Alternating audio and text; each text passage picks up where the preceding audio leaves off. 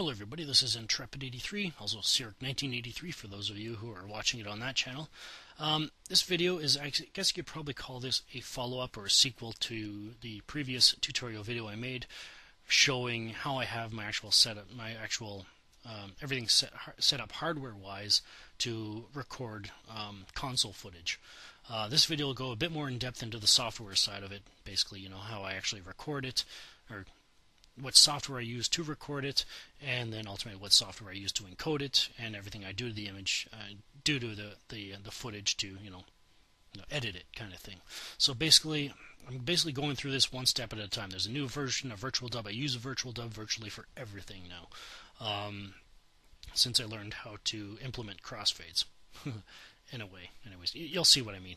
All right, so I use VirtualDub, so let's start out with that. First of all, let's open up browser, VirtualDub into Google. It's the first one that comes up. Then downloads. Yeah, I had 1.9.10, but since 1.9.11 is out, I figured I might as well download it. Alright, so I'm downloading the 32-bit version for Windows XP because that's the only one that's what I run. Hopefully you've got your version listed down here somewhere, and good luck to you if you don't. But don't bug me if it isn't there, because I'm not the one that makes this. Make sure you voice your opinion in the I think there's support forums for this at the VirtualDub website. Yeah, forum. So go voice your opinions there. That you should make it for this so-and-so operating system and all that kind of stuff, and maybe you'll get some yays and nays for you. Anyways, so just click this, or I will anyway, because I only need that one. And download it. It's a 1.6 megabyte file, a very small file. So no worries. It's free and probably one of the most powerful programs you can possibly have, especially when it comes to deinterlacing. So yeah, because most programs, most software that do the deinterlacing themselves, sorry to say, they do a poor job. Anyways, so yeah, I've downloaded that. So let's install it. And as far as installing this goes, if you've never used VirtualDub before, there is no installation. It's very uninvasive. You just basically extract it to a directory and it's good to go. Alright, so let's give it a directory here. And so yeah, I've got VirtualDub 1.9.10 there because I've still got plugins in there that I probably got to move over at some point. So let's just give this thing a new directory, 1.9.11, and extract. And it's installed. Now all we need to do is make a shortcut to it.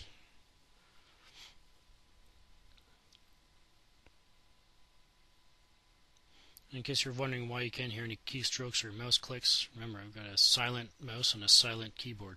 It is so nice. I think I've said that before, somewhere on one of my channels anyway. Alright, so VirtualDub here. Let's open it up, and voila, VirtualDub.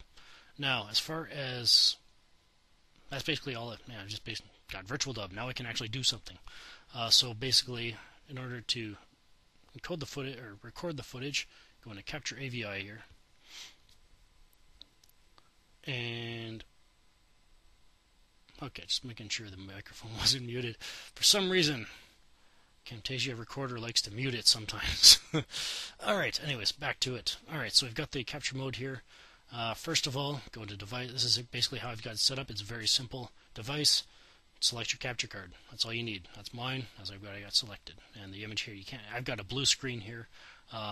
And you probably will too, but you can't see it because, well, just for some reason, Camtasia Recorder doesn't record that, so you won't be seeing any footage really of the game. Anyways, so then I go into device there, video. Now we've got three different settings here. No display, obviously, is obvious. Overlay and preview. These are two different display methods that VirtualDub has.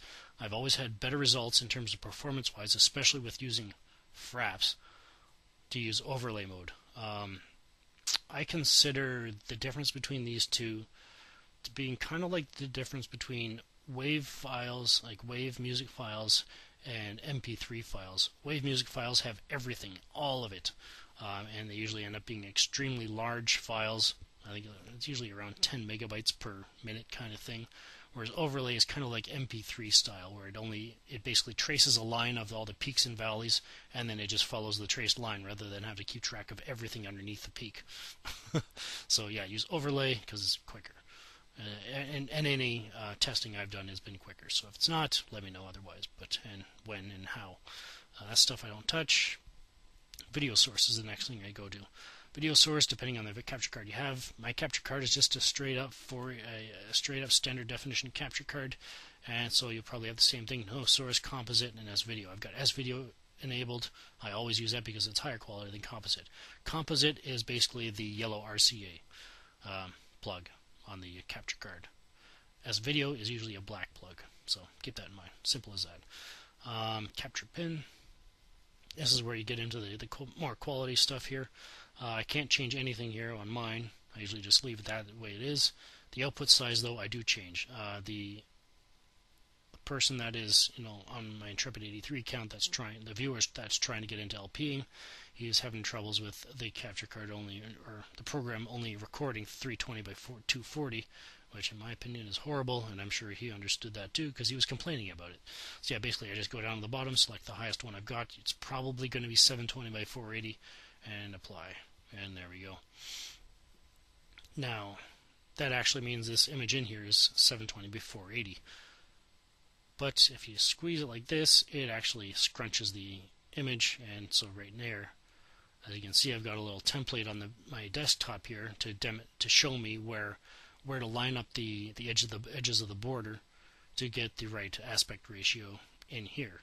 So for 4:3, I've got it set up for that. For anything my PlayStation 3 or anything widescreen, all I got to do is just shrink this and stretch this out. This ends up being, I think, 720 by 400, I believe. Yeah, so there's the widescreen in there. If you want this image, I've got two versions of it. One of it, this one is the 1280 by 720, and then I've got a 1360 by 768 because those are the two resolutions that I would ever use. So yeah, if you want to use it, let me know, and I'll probably post it in the video description or something. Upload it somewhere for you guys. See, I've got a perfect 4:3 image in there. Where was I? Okay, so that was capture pin. Capture filter. This is a bit of a disclaimer here, but anyways, here's basically the settings of the capture card itself, what it's going to see, what the program is going to see. These are all default values. These numbers, I've got another capture card that it's another standard definition capture card, and it's got completely different numbers. However, leave them at the defaults. They're good enough. Anyways, so yeah, just leave it like that. And I've got NTSCM. Yeah, that's what the default is. So there we go. So I think that's it in terms of video. I don't use any of this stuff. Audio. I believe the enable audio capture has to be enabled in order for VirtualDub to actually detect the sound on the computer itself. Because, like I said, I use Fraps to record this. Fraps does record this screen. I think both in overlay and in preview, but I use overlay again because it's quicker.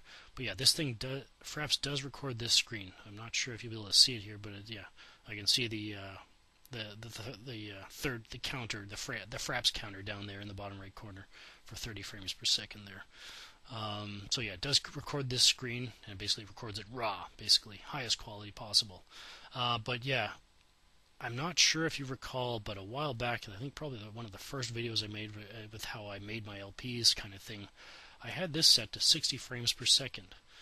And that I'll get into exactly why I changed it from 60 to 30 when I get into the whole deinterlacing situation, because those of you who are on my Intrepid 83 account have probably seen me post a video saying that I've conquered interlacing kind of thing. It has to do with that. So yeah, anyways, not only that, but it also cuts down on the amount of space that these files use because it's got fewer frames to encode. Anyways, so yeah, stereo mix, can't say enough about that. And yeah, no cursor. I always have no cursor enabled because when I've got my notes all around here, I don't want the cursor showing up on the screen if I have to drag it across kind of thing. So that's how I have my Fraps set up. This Fraps is only 2.9.9, version 2.9.9, because it's the the newest version that actually works with my computer, with Windows XP for me. So that's what I've had to stick with, and it works perfectly for me, so no worries there. And this window is actually much bigger. As you can see, I've just got it, moved off screen, just so the only thing I need is the viewing screen itself. Line it up there. Alright, I think that's it for this. Okay, so yeah, enable audio capture. I believe that allows VirtualDub to pick up the audio on the computer itself, because I think I mentioned in my hardware setup that the only signal going through my capture card is the video signal. The audio is going directly from the PlayStation 2 or the console directly into the line-in port on my sound card on my computer. So yeah, and enable audio playback. This allows VirtualDub to actually play the audio back in the program, which slows it down incredibly. I cannot believe how much it slows it down. Do not use that. Volume meter, you can use this to adjust like the sound settings.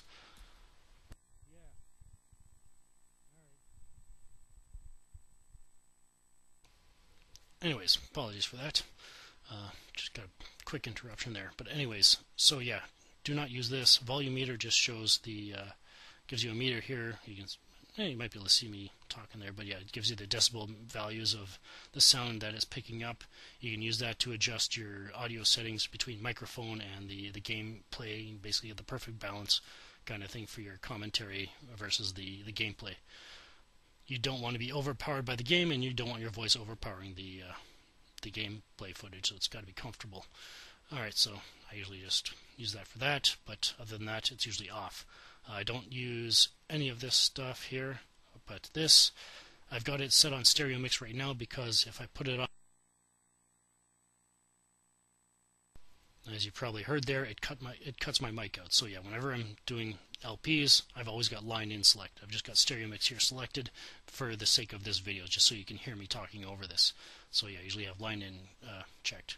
Audio source, well, audio line, and this is my audio card, and that's about it. That's all you need here. Now, so we've come in here. We've used Fraps to record our footage. It's hardcore footage. It's some of the best stuff that you could possibly be happy about posting on YouTube. Anyways, Fraps, just basically, I've got two different hard drives. VirtualDub is on my C drive, and Fraps is on my D drive, and that's where all the footage goes into the directory here. Sweet. So yeah. Now this will come in handy. I'll go into that in a second. But so yeah, here's the Fraps records the footage on VirtualDub, and it saves it into the directory of choice kind of thing. Oh boy. Anyways, only people that know that game will have any clue of why I do not want to show those three segments there. I will be showing you the last one though, because that's where I'll be using demonstrating the deinterlacing. Anyways, so yeah, basically I save it in there. Great, I've got my full episode of footage there. Great. Now what do I do with it? Well, you get out of the capture mode here. Now, when it comes to, I might as well load it up. Use this. Now, if you obviously, being Fraps, it records multiple segments. It'll probably take multiple segments of 4 gigabytes. So in my case, take multiple segments to be able to record the entire episode. So if you've got multiple segments like I do, in order to I can just select this one, but if you need to add more of them, you just use the append AVI segment, and then it tax it on the end there. Might as well maximize this, yeah. So just tax it on the end. But just to show that again, so 1962 for that, and then tack this one on. Adds another 2,500 frames. So yeah, basically just tax it on, and that's basically how you put it together. So let's get this open again. There we go. So for those that are familiar with this game, probably know exactly what it is already. But anyways, so as far as editing goes, now let's see. This is the 720 by 480 image here, streamed from the PlayStation 2. Basically, the black bars on either side of this image, if you perfectly crop those off, this image right here is 640 pixels exactly.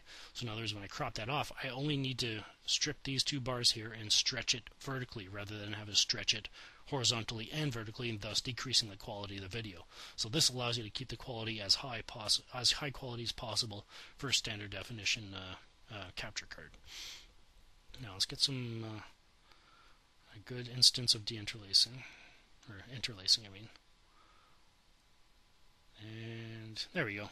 Right around here you see blurry and lines and ugly stuff like that. Anyways, I was just thinking about how many videos I see with interlacing. They upload the interlaced video. It's like, ah. Anyways, so that's so how do we get rid of that? Well, if you don't want to do it my way, and it's understandable that you probably won't, considering how long it'll take, but how long the encoding takes. But yeah, the deinterlacer that comes with Virtual Dub is it's good. I'll put it that way. Yeah, basically, if you just want to use the basic one, because it does cut down on encoding times considerably, I use the YADF algorithm, and I use double frame rate and top field first. Why? You'll find out in a second. Alright, so, but I use a different method to deinterlace. I use a different way to deinterlace. So, I use the MSU deinterlacer. And I'm looking for the Virtual Dub MSU deinterlacer. There's the plugin. And save it. It's 80 kilobyte file, very small, and that's basically the entire thing right there. The deinterlacing on this thing is unbelievable. This is what basically gives you a almost flawless, and I'm not going to say almost flawless because it pretty much is, but a virtually flawless deinterlace of console footage. So no artifacts, no nothing like that really, or no noticeable anyway. And I've done quite a bit with it so far. Yeah, so that's that. And the other one I use is called Frame Tweaker. This one allows you to add fade in and fade out to your images in Virtual Dub. Yeah, Frame Tweaker, and you may be tempted to click these two. Do not. Just click this one. Just need the Virtual Dub filter. You get this bunch of stuff here, and scroll down. Luckily it's in alphabetical order because it's right there. ftweak11.zip. Another small file, 42.9 kilobytes. There we go, and that's basically all we need done there.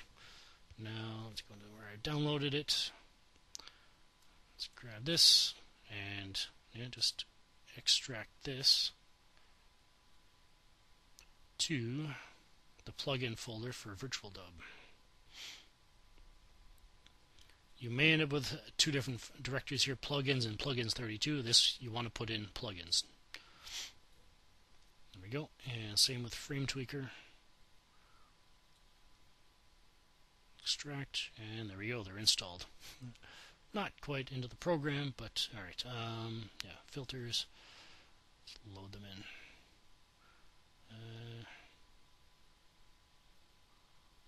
I don't know why it doesn't alphabetize it, but oh well. Alright, let's load that in, and load that in.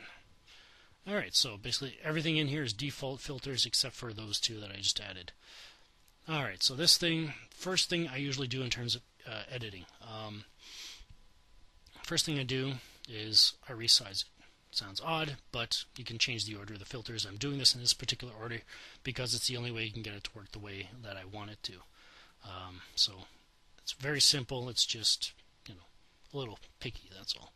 So I usually resize, disable, and just for the sake of simplicity, 640 by 480 is really all you need for any 480p footage on YouTube, so there you go.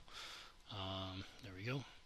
I disable this because if you don't, then if you change this, it changes both the numbers, and all you need is just to, like I said, this is already 480 high, so I just need to scrunch it in kind of thing.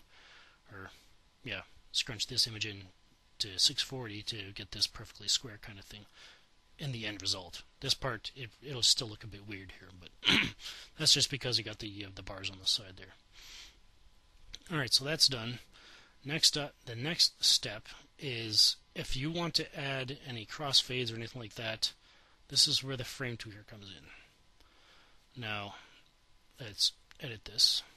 It opens up Notepad, and I've actually already got a file open. Like you can edit it, again, let's edit again. So you basically just punch in the command lines. It's very simple. You'll see it when I open the actual file. Then you save it, and then you have to save it as a .fts. It's basically just a text file with a .fts suffix to it. Basically, just change the suffix and you're good. So let's change this. There we go. Edit this, and this is basically all it is. Now I've got this set up to fade from. The first frame that it starts fading is the 1001th frame, and then it goes to the 1025th frame is the last frame, and it's black. So basically, right now I've got 25 frames of fade out, and then the same thing when I want to fade it in. The 1176th frame is black, but then as you get closer to 1200 is full intensity image. So that's the fade out and then the fade in. So let's use that. Okay. I actually want to disable that for now because, yeah, so there we go. Next up is the deinterlacing. Hang on, let's drop this back here. Just because it sometimes can do some funky things. But anyways. Alright, the MSU deinterlacer. This is all you need to do. That's all the setup I ever use. Bottom field first, double frame rate. Now this is where the 30 frames per second in fraps comes in, as opposed to 60. And that's where what deinterlacing is. Deinterlacing is simply, it's taking a stream of video at a certain frame per second, a certain amount of frames per second, and then compressing it into a shorter frames per second. In this case, it's coming from 60 frames per second coming out of the PS2. It goes through the capture card, which can only handle 30 frames per second. So literally, it's scrunching 2 frames. It's squeezing 2 frames at what's the best way to say it? It's squeezing 2 frames per second, 2 frames at the same time through the capture card. So basically, it's still streaming the 60 frames per second, but it's doing it 2 at a time kind of thing. So basically, it ends up being a 30 frames per second image that comes into Virtual Dub, which is what Fraps records. So I end up recording an interlaced 30 frames per second video. Now, what MSU deinterlacer does, it deinterlaces the image, so it takes out all the lines, and then it doubles the frame rate. So basically, what that does is MSU deinterlacer, it separates each instance of 2 frames. It actually separates them, and it tacks them onto each other because they're just basically 2 frames that are right beside each other. But in the case of interlacing, it's actually they're showing both frames at the same time. So what this does, it just separates them so that into the frames that they actually are. They're their own separate frames, and then it tacks them on beside each other, and then you double the frame rate and it stretches it out, and you end up with a virtually flawless deinterlace of the image. So we move this up here, and there we go. Let's see here. Where's a good spot? Okay, here we go. Where did I have the other image? There we go. See? Yeah, see, it does some funky things if you mess around with it, but anyways. Yeah, see, you got the lines here. This is the raw image here. And this is the end result of the deinterlacing with the 60 frames per second. This is 30 frames per second in interlaced. This is 60 frames per second in progressive. It literally changes it from interlaced back into progressive. Progressive comes out of the PlayStation 2. The capture card interlaces it. The MSU deinterlacer separates it, it deinterlaces it, and it returns it to progressive. So you end up with a 40 frames per second, and the video quality is extremely smooth. It's very nice. Now, the one drawback with this thing is that for me to encode I've got an AMD dual-core 3.2 gigahertz processor. In order for me to encode a 15-minute episode of video with the MSU deinterlacer, it usually takes me about 3 hours takes me about 4 times longer to encode the video, as opposed to what I used to use, which was the default deinterlacer of Virtual Dub, which is honestly it is an amazing deinterlacer. Don't worry about downloading any others. If you're not going to get the MSU deinterlacer, just go with this one because it's the most reliable one. When you're coming in here, basically do the same thing I've done so far. The only difference is a different deinterlacer. Double frame rate, top field first. That's basically what the MSU deinterlacer is doing. It's just using a different algorithm, a better algorithm, but the YODIF is probably the best algorithm you can possibly get aftermarket, really.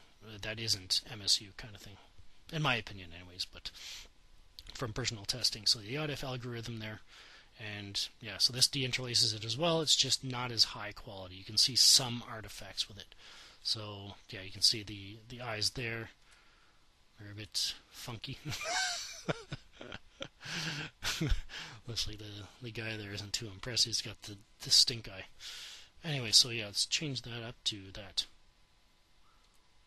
You can see that the quality is noticeable there, the difference. So there's the difference between that. Now when it comes to deinterlacing as well, this is when I do the cropping, because the MSU deinterlacer is where I usually do the cropping. Let's get a nice bright one here just so I can do this. So yeah, this is 720 by 480, this image here, so I just crop off the black bars on the left and then the right. As you can see, I cropped off both bars and it's automatically 640 by 480 here. So really, I only need to get rid of the bottom and the top bars, and then it's, you know, the resizer from Virtual Dub, you know, stretches it to the it's got 640 by 448 here, and the resize just restretches it to 640 by 480. So there we go. Yeah, it's doing some funky stuff, like I said. There we go.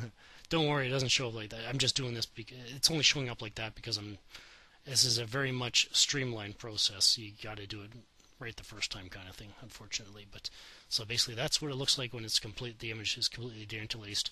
As you can see, it is completely progressive image. And if you want to see the difference between the old way when I used to do it, go into my Intrepid 83 account and watch the very first video of White Knight Chronicles that I posted. It's a PlayStation 3 game, but you'll see the opening movie, if you will, the intro movie, and you'll see that it's a bit choppy because I actually, after I was done, deinterlacing and all that kind of stuff, I would usually change the frame rate from 60 frames per second down to 30 frames per second to use this. So basically it chops off every other frame. And I thought that would be a good thing because YouTube only displays the videos at 30 frames per second. So I thought, yeah, that's fine.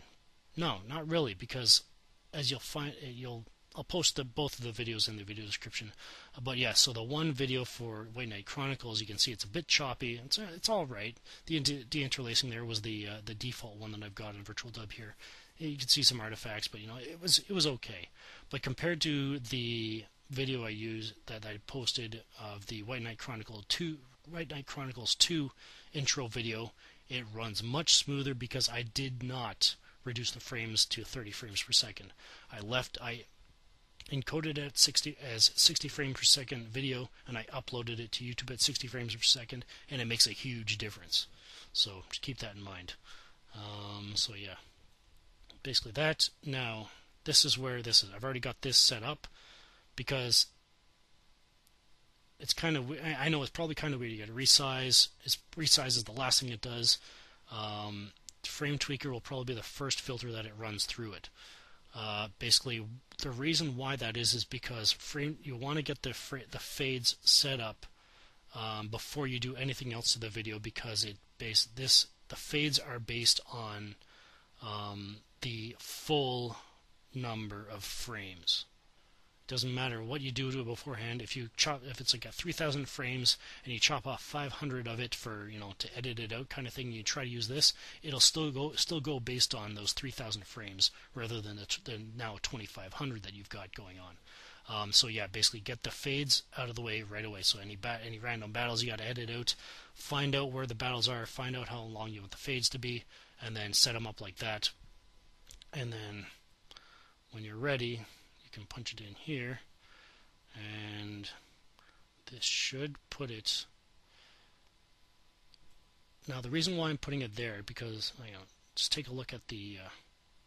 So 1001 to 1025. You might be thinking, well, yeah, it'll fade it out back here. I don't want it, but it does that, but it only does that to the first frames before I double the frame rate. In other words, so in this case, I've got this up here. It applies the fades all the way up here rather than all the way down there.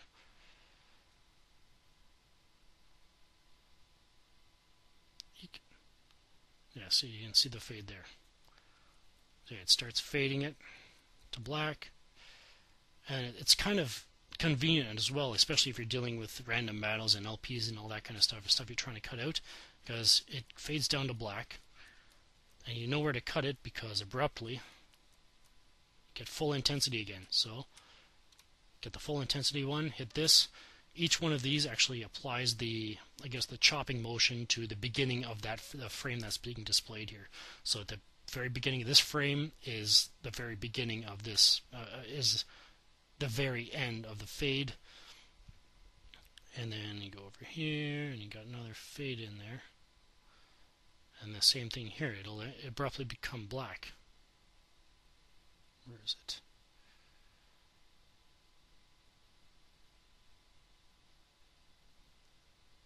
Where is it? There we go. So yeah, this thing is fading in now, but it's the end of the battle, so to speak, when it abruptly becomes black. So then, remember, this thing chops it off at the very beginning of the frame. So the very beginning of the frame is the end of the full intensity. So you chop that off there, and you've got a nice smooth fade. You'll have to take my word on that. It works. So yeah, then basically, you just basically move that up there, and you're good to go. Again, the cropping takes place with the deinterlacer. That's what will lead to this. So that's basically the only 3 filters I use. And then let's see if we can get some. Yeah, let's play this.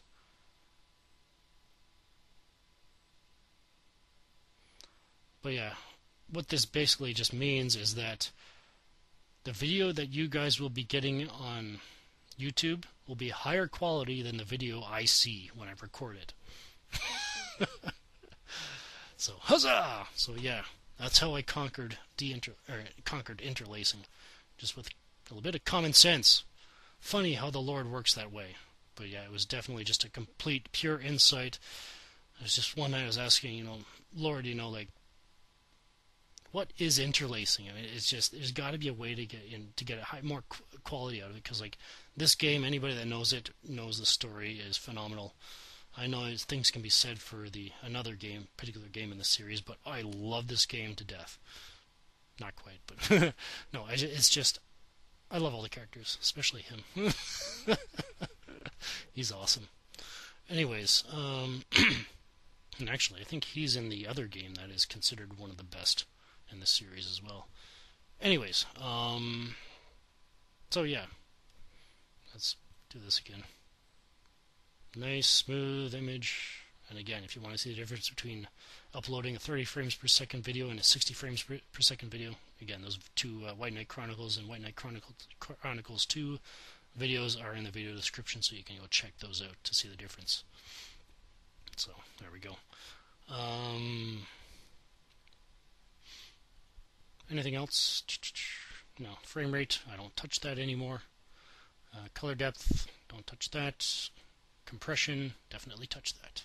And I usually use the X264 codec here. For 480p, for a while now, I've been using 1536 kilobits per second with 90% variable bitrate. So basically, it allows it to adjust the bitrate according to what it needs, kind of thing, without decreasing the video quality insanely. So yeah, because I actually started doing that. My Intrepid 83 account viewers will understand this.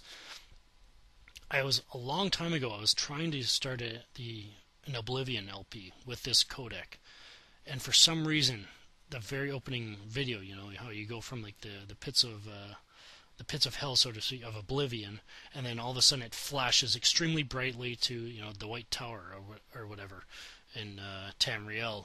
And for some reason, this codec was horrible in that, and being able to handle that, because the image that would come up when you see the tower is so blurred, it was unbelievable. So the way I solved that is by bumping this up to 90%, and it took care of it. So yeah, so I'm leaving it up there. The higher the variability, the more variability there will be in the ultimate file size, but the quality of the video will be right there. So yeah, 1536, it's perfect for 480p. So that's done for the video. And audio, full processing mode, conversion. Again, I usually just hit high quality because why not? Anything to up the quality, I'm good with. Lame MP3 here, continuous bitrate 128 kilobits a second. I'm not sure, since YouTube changed their I guess their layout again, their viewers and all that kind of stuff. I'm not sure if they upped the bitrate of this or not. I think they've actually upped the bitrate of all of the resolutions or the standards. I think 480p now actually does display 2 megabits per second, but I'm not going that high because I'm trying to keep my upload speeds are not that great. It takes me 1 hour to upload 100 megabytes about, so keep that in mind. And I've had trouble with any files. I've had some trouble with any files over 400 megabytes trying to upload them, and they don't upload. So that's basically what I use for the audio, to keep it as high quality, but cut out all the extraneous stuff kind of thing. And that's about it. And then I basically just go into... I don't save the processing settings because I have to go through this process all over again.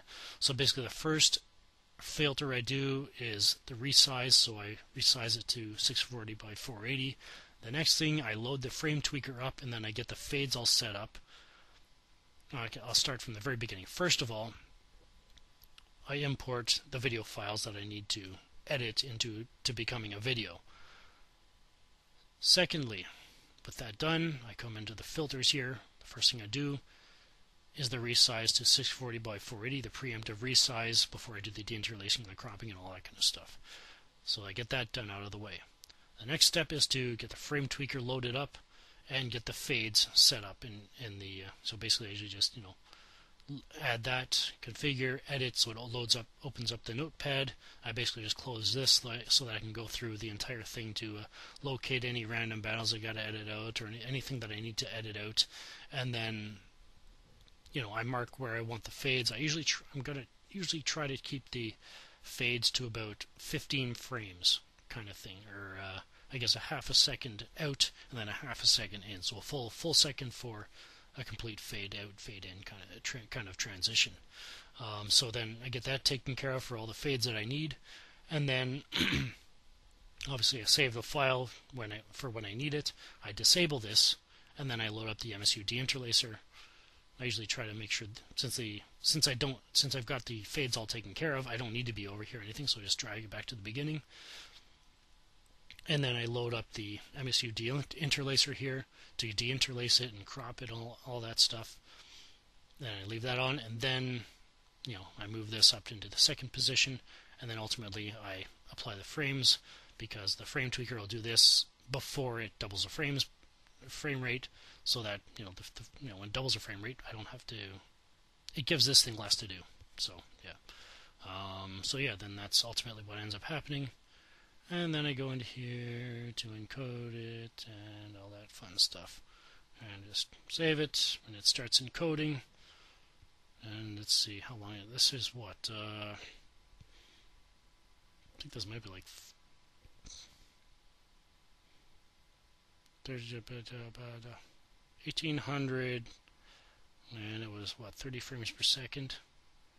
So that's about a minute long video.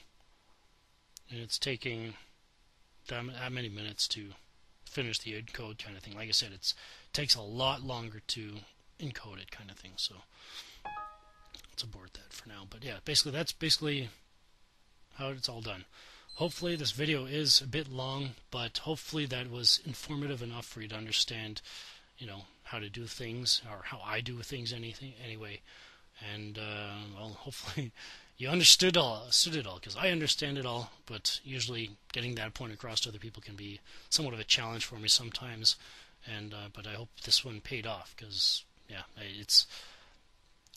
I'm not trying to disrespect anybody. I'm just tired of seeing really low quality videos on YouTube in a day and age when we've got the means to be able to make really good quality stuff with a little extra effort, and you don't have to fork over $100 or $200 for a high definition video card. The only time you should need to do that is if actually you're running a high definition system like a PlayStation 2 or an Xbox 360 or anything like that, and having a high definition can usually make a huge difference, kind of thing. But like if you're just using PlayStation 2 footage, just use a standard definition capture card. It'll save you a ton of money and a little extra effort, like I just showed you. Like a very tiny amount of effort, and you can get an extremely high quality video to upload to YouTube with a very minimal cost to you. Alright, so I guess that's about it. I hope you enjoyed this. I hope it was very informative. I hope you learned something new, at least, even if it wasn't the entire thing. And I hope, well, if there's anything you can share to me that can actually help improve the quality of my videos, I'm all ears. I'm always in the mood to, give it a bit more bump in terms of quality without having to affect the file size all that much. So, yeah, so anyways, this is Intrepid83 signing off. Also, Sarek1983 signing off. Thank you for watching, and I hope this has been very informative to you. And, well, I guess this is going up just before Christmas, so Merry Christmas to you all. And well, if I don't see you before then, well, if I don't upload anything before then, Happy New Year to you as well. Alright, have a good one.